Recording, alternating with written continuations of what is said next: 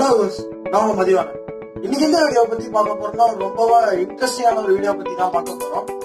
இந்த உலகத்திலே எந்த ஒரு விலங்கு ரொம்ப ஸ்ட்ராங்கானது பவரானதுன்னா ஆளாளுக்கு ஒண்ணு சொல்லுவாங்க. யானை, சிங்கம், புலி, கரடி அது மாதிரி நிறைய சொல்லுவாங்க. ஆனா நான் சொல்றேன், அந்த விலங்கின ஒரு அரிசியோட அதோட ஒரு அரிசிக்கே ஒரு பாதி சைஸ் தான் இருக்கும் அப்படின்னு சொல்றேன். யாராவது நம்புவீங்களா? நம்ப மாட்டீங்க. அதனால இந்த வீடியோ முழுசா பாருங்க. சரி வாங்க வீடியோக்கு போறதுக்கு முன்னாடி நம்ம சேனல்ல தான் ஃபர்ஸ்ட் டைம் பாத்தீங்கன்னா கீழே உள்ள ரெட் கலர் சப்ஸ்கிரைப் பட்டன் அமைங்க. அதுக்கு பக்கத்துல உள்ள பெல் ஐக்கான் அமைங்க. அப்பதான் நான் வீடியோ போட உங்களுக்கு நோட்டிபிகேஷன் வரும். எல்லா வீடியோவும் பார்க்கலாம். சரி வாங்க என்னன்னு போய் பார்க்கலாம்.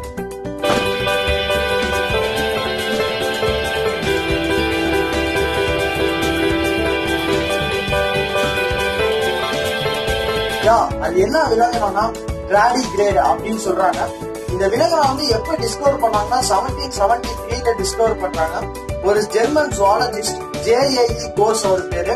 அவர் என்ன இந்த அனிமலை எப்படி டிஸ்கிரைப் பண்றாருன்னா, இது ரொம்ப ஒரு சின்னமா இருந்துச்சு, ஒரு மைக்ரோஸ்கோபிக் லெவல்ல ஒரு ஆர்கானிசம் இருந்துச்சு. இது பார்க்க கரடி மாதிரி இருந்துச்சு. அதனால நான் இதுக்கு வாட்டர் பியர் அப்படின்னு சொல்லி பேர் வைக்கிறேன்னு அவர் சொன்னாரு. அடுத்த 3 வருஷத்துல 1776ல இத்தாலியன் ஜுவாலஜிஸ்ட் ஒருத்தவர் என்ன பண்ணாருன்னா, இத நல்லா ரிசர்ச் பண்ணிட்டு இதுக்கு டிராடிகிரேட் அப்படின்னு சொல்லிட்டு ஒரு பேர் வைக்கிறாரு.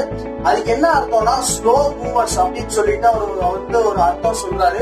சரி, இந்த விலங்கினத்துல அப்படி என்னதான் ஸ்பெஷல் இருக்கு அப்படின்னு நீங்க கேட்டீங்கன்னா, எல்லா விலங்கினமும் ஒரு -டிகிரில போனா வாழ்றதே ரொம்ப கஷ்டமான விஷயம்.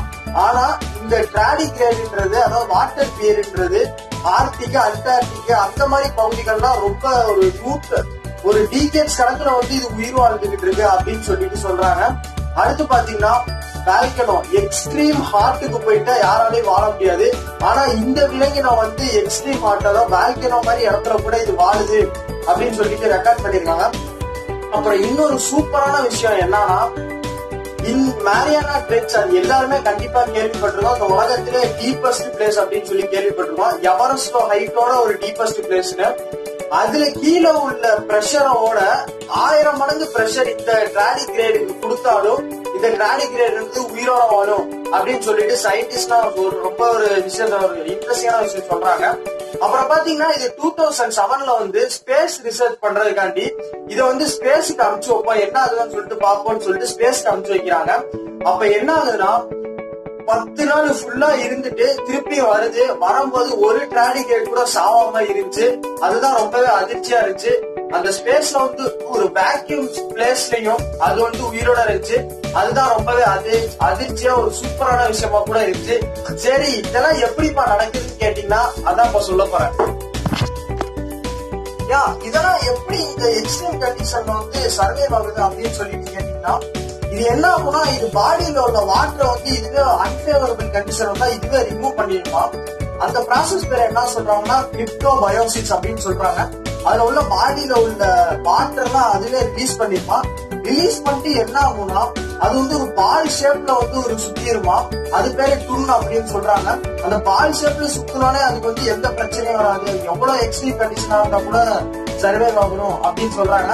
சரி, இதனால உள்ள எந்த ஆர்கனுக்கும் டேமேஜ் ஆகாதா அப்படின்னு கேட்டீங்கன்னா அதுக்கும் ஒண்ணு பண்ணுது. அது என்னன்னா, ஒரு ஜெல்லு மாதிரி வச்சு அந்த ஆர்கன்ஸ் எல்லாம் அது சுத்திடுது அப்படின்னு சொல்றாங்க.